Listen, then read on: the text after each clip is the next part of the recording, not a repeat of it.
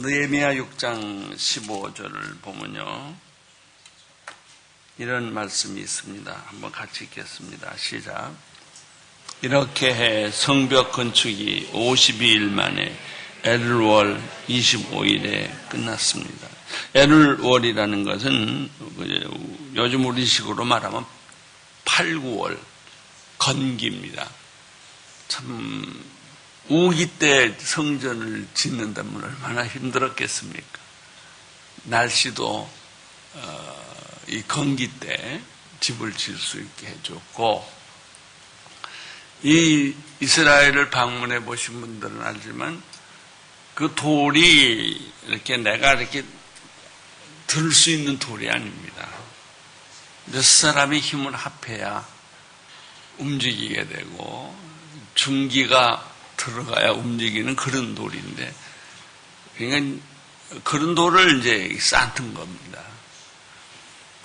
이스라엘 또 가보신 분은, 저도 8월 달에 한번 가본 적이 있는데요, 40도, 40 그 이상 이런 날씨가 계속되니까 숨쉬기가 어렵고 걷기가 어려워요. 그런 때 52일 만에 이 성벽을 완성했다는 것입니다.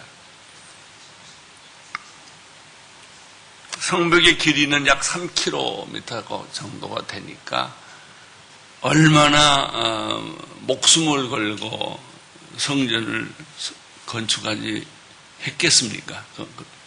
건축하지 않았으면 못 짓는 일입니다. 이것이 우리 인생 같아요. 목표가 없는 사람들은 그런 일 할 일도 없어요. 그러나 성령을 받으면, 예수님을 믿으면 꼭 생기는 게 비전이에요. 예수님을 만나고 비전이 없다, 그건 잘 안 믿어져요, 저는. 비전이 생겨요. 근데 비전은 이룰 수 있는 거는 비전이 아니에요.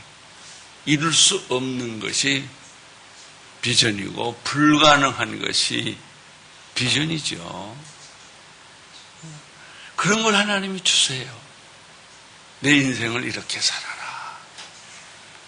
또 내가 살아가야 할 삶의 목표는 이것이다. 목표가 없는 사람은 방황을 하는 것이죠. 이것도 해봤다, 저것도 해봤다, 왔다 갔다 하고 중요한 세월 다 놓치고 마는 것이죠. 아무튼 이렇게 긴 성벽을 52일 만에 복구했습니다. 불가능한 일이죠. 그럼 어떻게 이렇게 짓게 됐겠습니까? 한번 본문을 잘 보니까 4가지를 찾을 수 있어요. 첫째는 하나님의 은혜예요.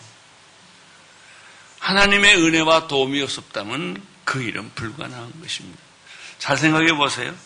내가 할 수 있는 거는 내가 하는 거예요. 근데 하나님이 아니면 못하는 일들이 있어요. 그게 하나님의 일이에요. 그러니까 여러분 인생을 살아오면서 이건 내 힘으로 못하는 것인데 뭔가 됐다, 그건 하나님이 해주신 거예요. 그 원리를 잘 찾아야 돼요. 그러면 기적은 여러분의 인생에 계속 일어납니다. 하나 하고 끝나는 게 아니고 2개, 3개, 아니 내 인생 전체를 기적으로 살 수 있어요. 여러분이 아시다시피 제가 건강하지 않지만 육신적으로는 요즘 그렇게 자꾸 생각이 들어요. 그냥 병이 이제 없어질 것 같아. 그런 믿음이 이렇게 자꾸 들어와요. 이렇게 하나씩. 그래서 한번 60이 넘었지만은 이제 내 인생을 다시 한번 하나님이 흔들어 놓을 것 같아. 그리고 하나님이 원하는 일을 할 것 같아. 그래서 아파도 기쁘고 안 아파도 기쁘고 그래요. 첫째, 하나님의 은혜와 도움이 없었다면 이 건축을 지을 수가 있었을까? 2번째, 느헤미야의 기도와 믿음과 비전이 없었으면 가능했을까? 여러분, 어떤 큰 일도 한 비전을 가진 사람이 이걸 가지고 목숨을 걸고 일을 해야 일이 됩니다. 여기는 느헤미야예요. 느헤미야가 하나님의 음성을 듣지 않고 기도를 하지 않았고 이 비전을 안 가졌다면 누가 그걸 하겠어요? 사람들은요, 가만 놔두면 뒤로 다 가요. 우리 생리가 다 과거지향적이에요.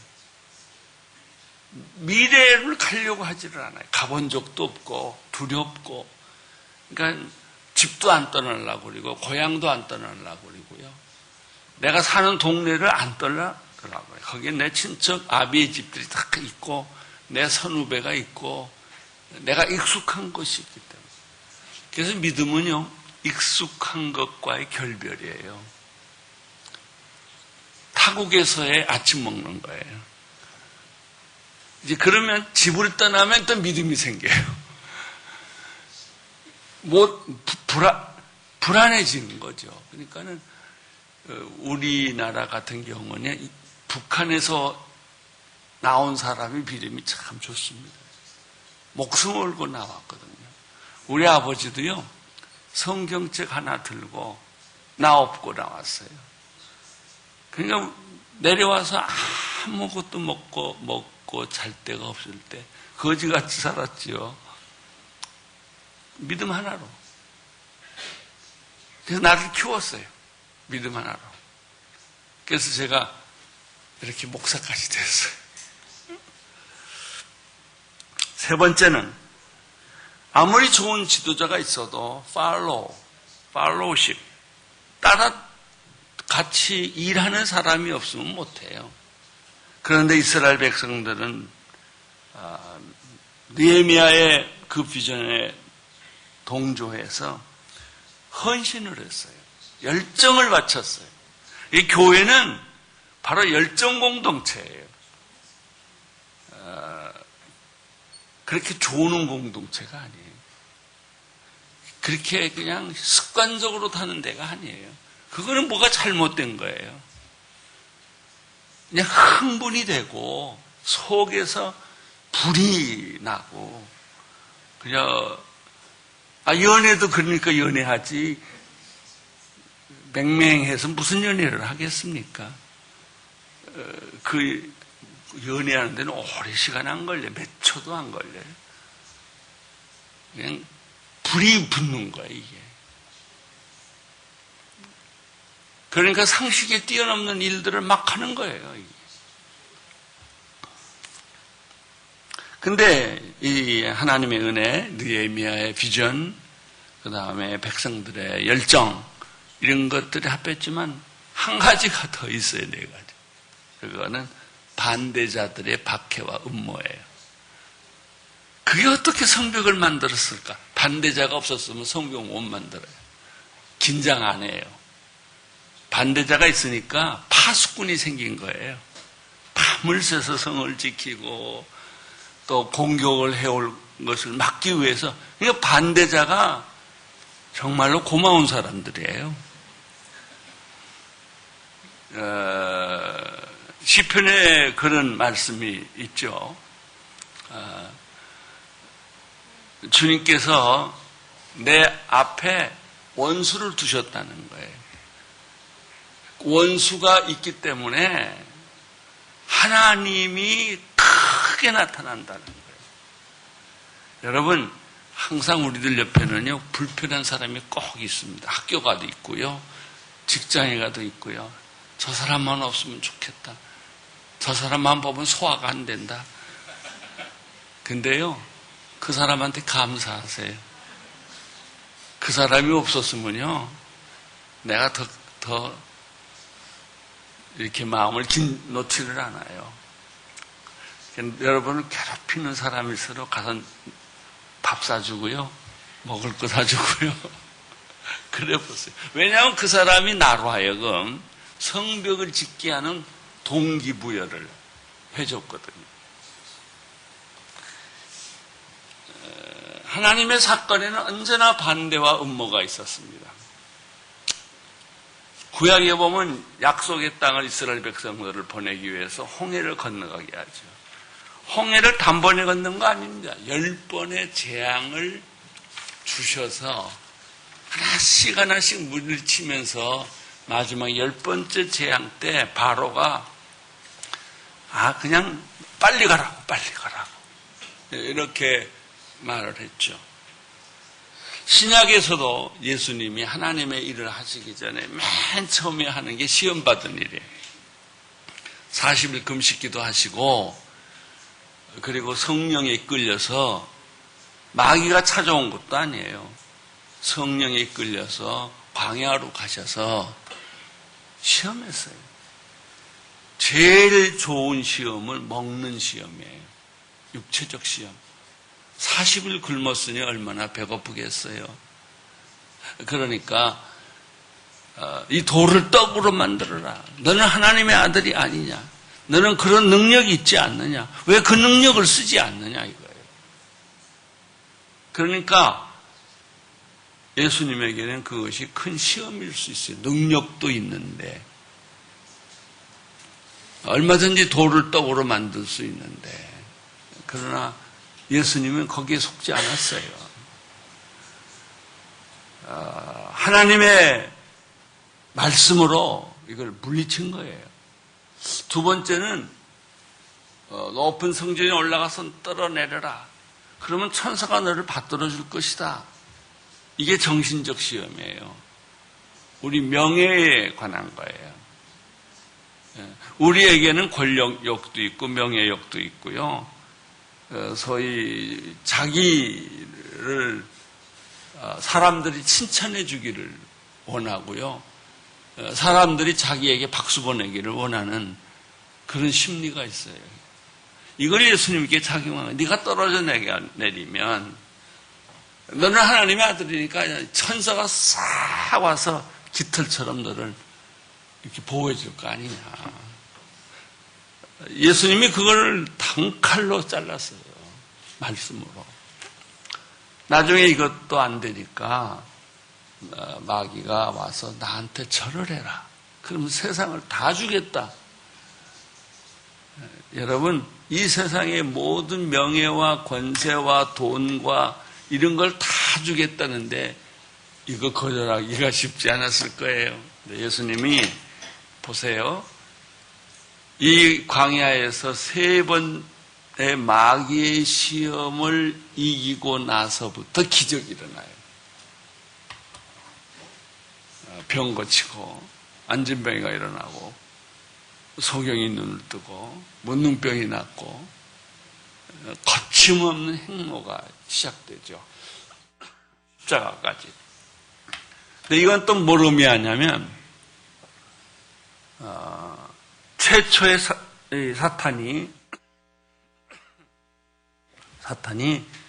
아담과 이브를 유혹할 때 방법과 똑같은 거예요. 지금 우리에게 오는 유혹도 에덴 동산에서 아담과 이브를 유혹한 거, 광야에서 예수님을 시험한 거, 그리고 그 똑같은 방법이 지금 우리에게도 다양한 방법으로 전개되고 있는 것뿐이에요. 그러니까 예수님이 사역을 시작하시려면 마귀의 세력을 발로 밟지 않고서는 일을 하시기가 어려운 거예요. 그러니까 제일 먼저 하신 일이 마귀를 대결한 거 아닙니까? 성벽 복구에도 똑같은 공격이 계속됩니다. 밖으로는 산발락과 도비아를 중심으로 공격이 있었고 안으로는 귀족들의 부패로 말미암아 백성들을 차지하고 이자를 받고 지난주에 설교했죠. 이자를 받고 포도원과 밭을 다 저당 잡히고 아들과 딸들은 노예로 팔려가고 그러니까 백성들 사이에 원망과 불평이 생기지 않을 수가 없었죠. 이게 무서운 겁니다. 밖으로 와서 총칼로 싸우자는 거, 뭐 원자폭탄을 터뜨리겠다고 하는 거는 그렇게 무서운 일이 아닙니다. 느헤미야의 영적 리더십이 그들의 원망과 불평까지 잠재웠어요. 다 해결해 줬어요. 느헤미야는 백성들을 야단치지 않았어요. 지도자들을 야단쳤어요. 상류층을. 더 이상 이자 받지 마라. 더 이상 저당 잡지 마라. 레위기에 있는 말씀처럼, 출애굽기에 있는 말씀처럼, 신명기에 있는 말씀처럼 같은 유다 백성끼리 동거래하지 말라.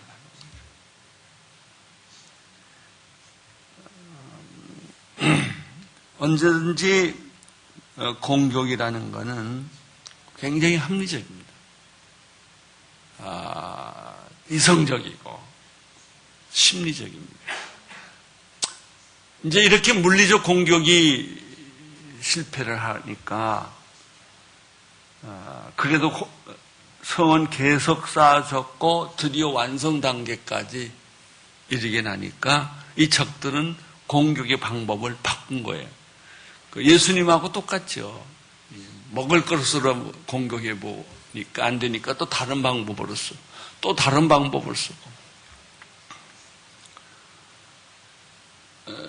공격을 하는 걸 보면 두 번째는 첫째는 물리적 공격을 했고 두 번째는 심리적 공격을 했습니다. 6장, 느헤미야 6장 1절부터 4절까지 말씀을 읽겠습니다. 시작. 내가 성벽을 다시 건축해 허물어진 부분들을 남김없이 다 메웠다는 것을 산발락과 도비야와 아라비아 사람 게성과 그 나머지 원수들이 들었습니다. 그러나 그때까지도 나는 아직 성문을 문짝을 달지 못했습니다. 그때 산발락과 게셈이 내게 이런 전가를 보냈습니다. 오시오. 우리가 오노평지 한 마을에서 만납시다. 그러나 사실은 나를 해치려는 수작입니다. 이게 위장된 평화예요. 오노평지 한 마을에서 만나자. 그래서 나는 그들에게 사람을 보내어 다음과 같이 대답했습니다. 내가 큰 공사를 하고 있으므로 내려갈 수가 없어. 어떻게 내가 자리를 비워 일을 중지시키고 당신들에게 내려가겠소? 그들은 4번씩이나 똑같은 전가를 내게 보냈고 나 역시 매번 똑같은 대답을 했습니다. 느헤미야는 이 사람들이 협상하다는 의미가 있는 게 아니고 자기를 끌어내서 공사를 중지시키고 살해할 목적이었다는 것을 안 거예요. 그 오노 평지라는 것은요, 어디에 있냐면은, 해변도시, 그 요빠라는 데가 있습니다. 요빠에서 바로 옆에 있는 이스라엘에서 68km 떨어진 곳이요. 거기를 가면 언제 어떻게 당할지 몰라요. 연락도 안 돼요. 그리고 만나는 장사도 한 마을에서 만나자고 이렇게 돼 있죠. 공격자들은 항상 명분을 만들어요. 그래서 그 공격자들에게 말려가지 않으면 피해를 보도록 심리적으로 작전을 펴는 거죠. 어느 평지 한 마을에서 만나자. 여러분, 한 번은 거절할 수 있지만 4번씩 전갈이 오면 미안해서라도 가게 되는 게 있어요. 그러나 느헤미야의 마음이 확실하기 때문에 그런데 속아넘지를 않아요. 4번 다 거절했어요.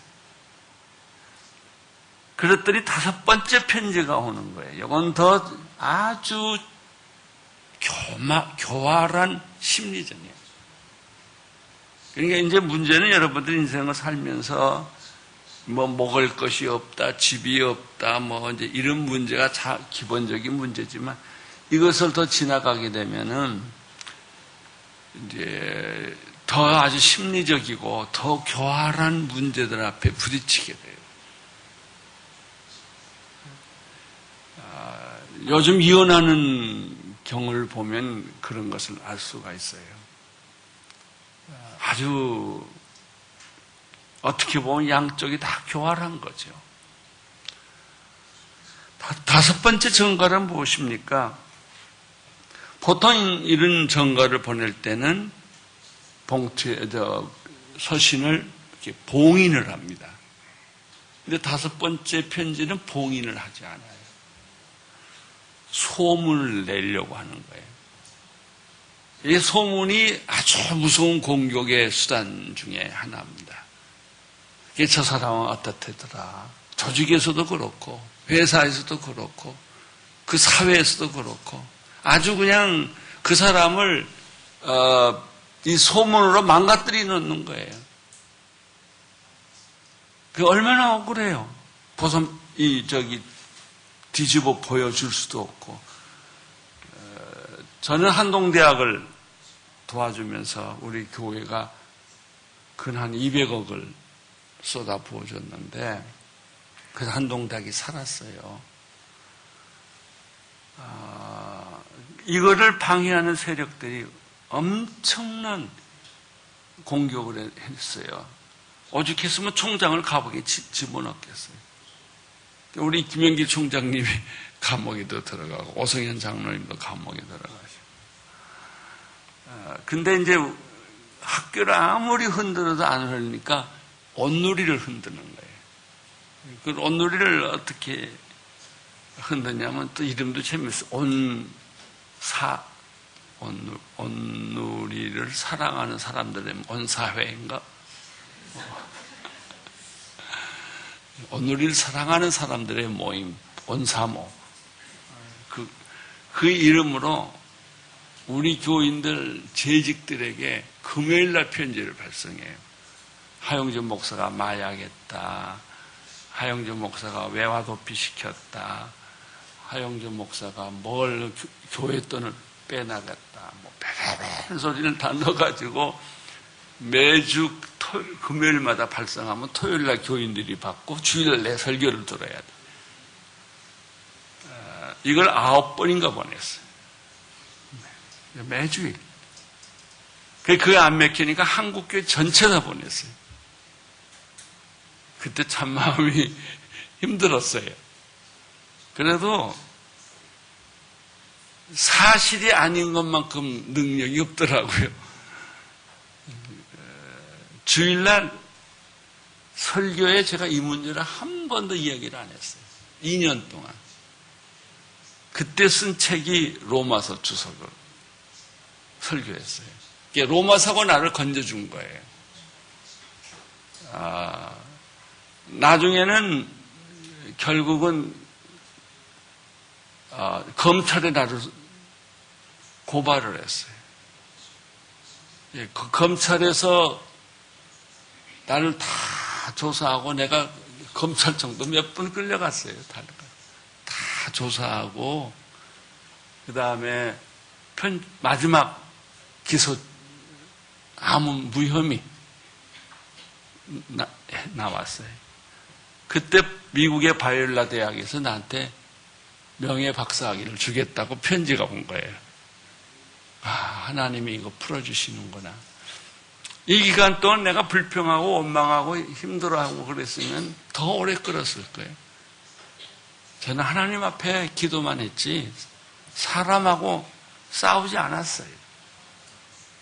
그런데 나를 공격하는 사람이 누군지 우리 다 교회 안에 있는 사람들이에요. 어떤 공격이 제일 어렵냐면요, 소문내는 거예요. 소문내는. 이 사람이 편지를 보냈는데 봉인을 하지 않고 네 번째는 다 봉인하고 보냈는데 다섯 번째 편지는 봉인하지 않았다는 얘기는 돌아가면서 다 봐라 그 특설이에요. 그 내용이 뭐냐? 5절, 6절, 7절이에요. 제가 읽을게요. 그리고 다섯 번째도 산발랏은 자기의 종의 손에 봉하지 않는 편지를 들려보냈는데 그 내용은 다음과 같았다는 거예요. 당신과 유다 사람들이 반역을 꾀하고 모반이죠. 소위 요즘 사극으로 말하면 영모죄지요. 반역을 꾀하고 있고 그래서 성벽을 건축하는 것이라는 소문이 여러 나라에 돌고 있으며 게셈도 그 말이 맞다고 했소. 게다가 이 소문에 따르면 당신이 그들의 왕이 되려고 하며 심지어 예언자를 세우고 예루살렘에서 당신에 대해 유다의 왕이 있다 라고 선포하려고 한다는 말을 들었소. 사실은 하나도 몰라요. 소문을 내는 거니까. 이게 소문은 언제나 과장되게 돼 있고, 소문은 그것이 진짜인 것처럼 믿게 만드는 거거든요. 결론이 뭐냐면 이 소문이 결국 왕에게 보고될 테니까 우리끼리 만나서 먼저 협상을 합시다. 의논합시다. 요거예요. 요점이. 근데 이거를 느헤미야에게 주는 게 요점이 아니고 모든 사람을 다 잊게 만드는데 요점이 있었어요. 자, 이런 협박과 공갈에 느헤미야는 어떤 태도를 취했을까요? 8절부터 9절에 보면 이런 말이 있어요. 나는 그에게 이런 해답을 보냈습니다. 당신이 한 말은 모두 거짓이요. 당신이 꾸며내는 것일 뿐 실제로 그런 일은 없어. 왜 없을까요? 없으니까 없죠.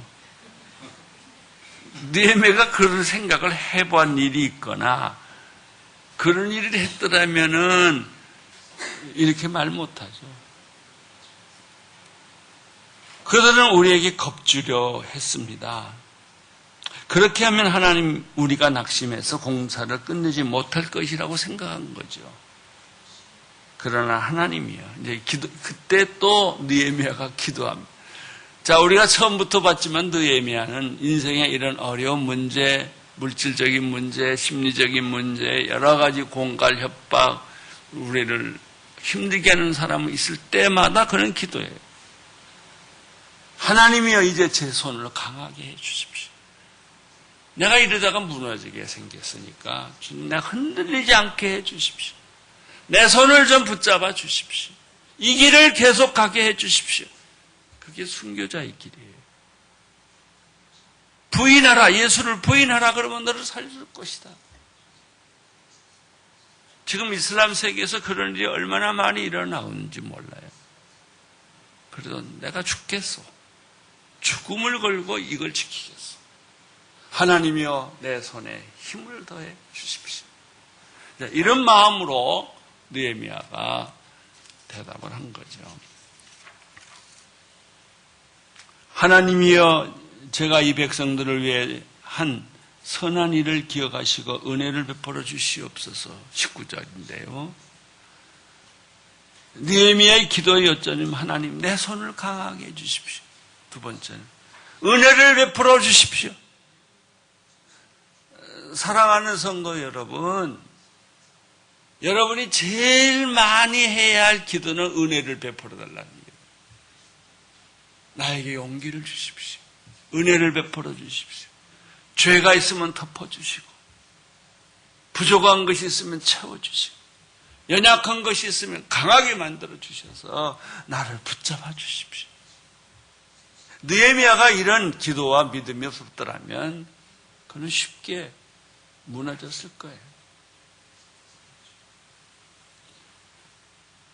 세 번째 이 적들의 공격은 그렇게 해서도 안 되니까 또 다른 방법으로 느헤미야를 공격하는 거죠. 그거는 내부 지도자를 이용한 전략이었어요. 이런 굉장히 아주 미묘한 상황에서 스마야라고 하는 사람이 두문불출하고 있다는 소리를 들은 거예요. 이 스마야는 느헤미야가 직접 그 집에 찾아갈 만큼 중요한 사람이고 가까운 사람이에요. 10절을 보겠어요. 어느 날 무헤다벨의 손자이며 들리아의 아들 스마야가 두문 분출함으로 내가 그 집에 갔더니 그가 말했습니다.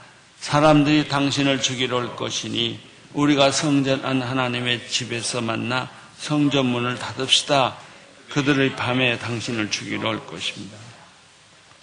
스마야의 할아버지 이름, 아버지 이름까지 다 들먹거린 걸 보면 이 스마야가 제사정 가문의 굉장히 유명한 사람이라는 것을 알 수가 있어요.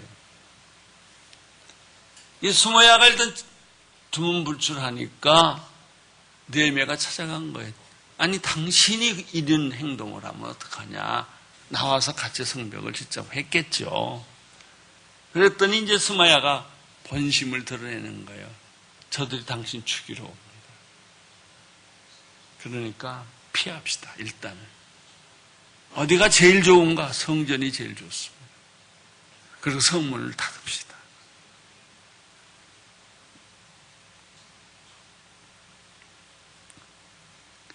이것을 들은 느헤미야는 즉시 잘못됐다는 걸 알았어요. 이게 무슨 일을 하든지 이 영적 분별력이 참 중요합니다. 딱 들어보는 순간, 딱 보는 순간 저 가짜구나. 저 거짓말하고 있구나. 이걸 알아야 돼요. 마귀일수록 화려하거든요. 그럴듯하거든요. 합리적이고 이성적이에요. 조심하세요. 그를 꿰뚫고 보는 눈이, 성령의 눈이 필요한 거예요. 말씀의 눈이 필요한 거예요. 느헤미야가 제일 먼저 눈치챈 것은 성전으로 도망가자는 말이에요. 제사장은 성전으로 들어갈 수 있지만 왕이라도 성전에 함부로 못 들어가거든요. 그러니까 제사장이 느헤미야가 성집에 들어가서 율법을 범했다는 오명을 씌워가지고 잡으려고 그런 거예요. 아이, 느헤미야가 잡히겠어요? 딱 들어보고, 가짜구나. 아, 이 사람들이 스마야까지 뇌물을 줘서, 자기 욕심을, 그 공격을 이루려고 했구나 하는 것을 금방 느헤미야가 눈치를 챘죠. 11절. 그러나 내게 말했습니다. 나 같은 사람이 도망가야 되겠소. 나 같은 사람이 성전 안에 들어가 목숨이나 구하겠소. 이제 이렇게 말합니다. 나는 가지 않겠소. 라고 느헤미야가 말합니다. 느헤미야는 스마야의 말을 의심을 하기 시작했어요. 무슨 말 때문에? 성전으로 도망가라는 말 때문에. 가장 그럴듯한 말이고 가장 기가 막힌 말인데 가장 위험한 말이기도 하는 거예요. 제사장 외에는 성전에 들어갈 수 없다는 것을 잘 알기 때문에 느헤미야는 저 사람이 나를 지금 넘어뜨리려고 시험하고 있구나. 여기에 종교적 속임수가 있었다는 거예요. 여러분, 마귀는 우는 사자처럼 우리를 집어삼키려고 하고요. 밀가부로도 우리를 까부는 거예요. 여기에 넘어가면 안 돼요. 영적으로 바로 서야 돼요. 확실하게, 분명하게 서 있어야 흔들리지 않아요. 그러면 그렇지 않으면 뿌리채 뽑혀요. 인생이.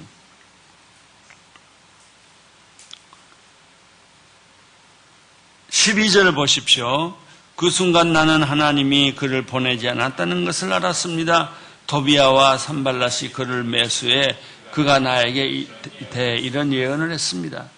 그들이 나를 협박하려고 그를 매수해 내가 두려움에 휩싸인 나머지 그렇게 하다가 죄를 짓게 하며 오명을 쓰게 해 결국 나를 비방하려는 것입니다. 여기서 우리가 세 가지 논리를 발견할 수 있어요. 첫째, 두려움에 잡히면 죄를 짓게 돼요. 죄를 짓게 되면 오명에 빠져요. 인생 망하는 거예요. 여러분, 절대 두려움에 빠지지 마세요. 신약에 보면 구약에도 보지만 성경이 많이 나오는 말이 놀라지 말라, 두려워 말라, 나는 너의 하나님이라. 이 말을 예수님이 그렇게 많이 했어요. 너희 마음에 근심하지 말라, 걱정하지 말라. 왜 그랬을까요? 틈만 나면 걱정하니까.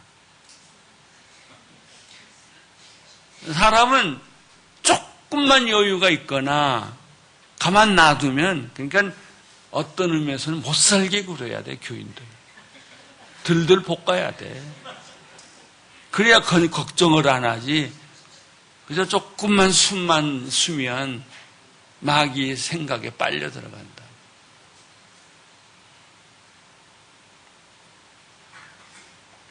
아, 14절께서요. 하나님이여 도비아와 산빌랏의 소행을 보시고 그들을 기억하소서.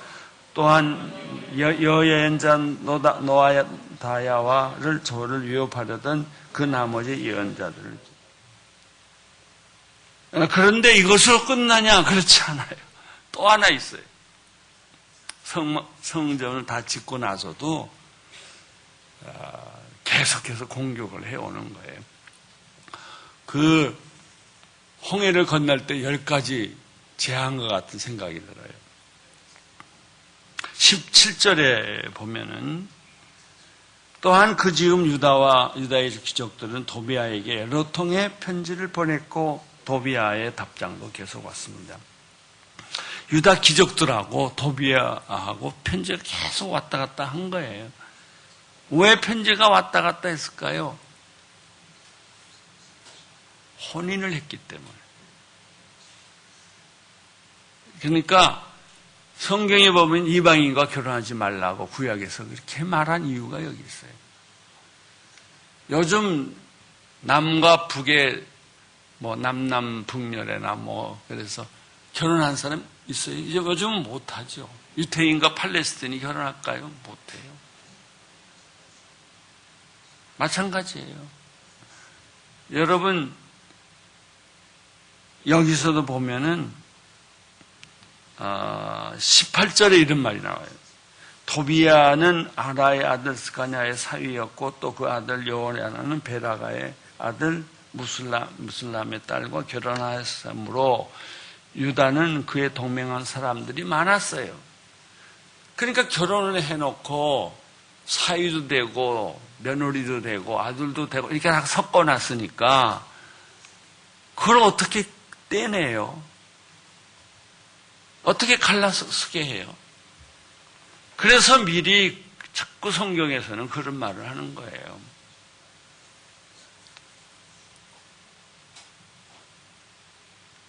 왜냐하면 종교적인 간음이 생기기 때문에. 솔로몬이 자기 아들 세대에 남북으로 갈라지고 망한 이유가 뭐예요? 솔로몬이 1000명의 여자를 거느렸거든요. 그 여자들이 다 이방 신을 섬기는 여자들이었어요. 그 여자들이 다 그 종교를 가지고 있는데 결국은 남자들은 여자들한테 지게 돼 있어요. 그러니까 여자 말을 밤새도록 울고 있으면 어떻게 해, 남자가 달래느라고. 그래 하자 그랬겠죠. 그래가지고 산당이 유다 안에 많이 들어온 거예요. 그리고 사동간이 돼버린 거예요. 그래서 유다 백성들을 분열시키려고 했던 이種고도의 심리적이고 정략적인 작전을 쓴 거죠. 사랑하는 성도 여러분, 순결한 신부처럼 사셔야 돼요. 좋은 것이라고 다 하지 마세요. 하나님의 뜻이기 때문에 하세요. 여러분, 우리가 인생을 얼마나 살겠어요? 시간을 귀하게 생각하시고요. 그 다음에 하나님의 뜻만 골라서 일하세요. 세상 거 따라가지, 좋다고 다 하지 마세요. 독버섯이 있어요. 이것이 느헤미야의 믿음이었습니다. 리더십이었습니다. 정신을 똑바르게 차리고 삽시다. 그래야 우리가 마지막 시대에 사탄의 전략에 말려들지 않고 승리할 수 있습니다. 할렐루야. 아멘.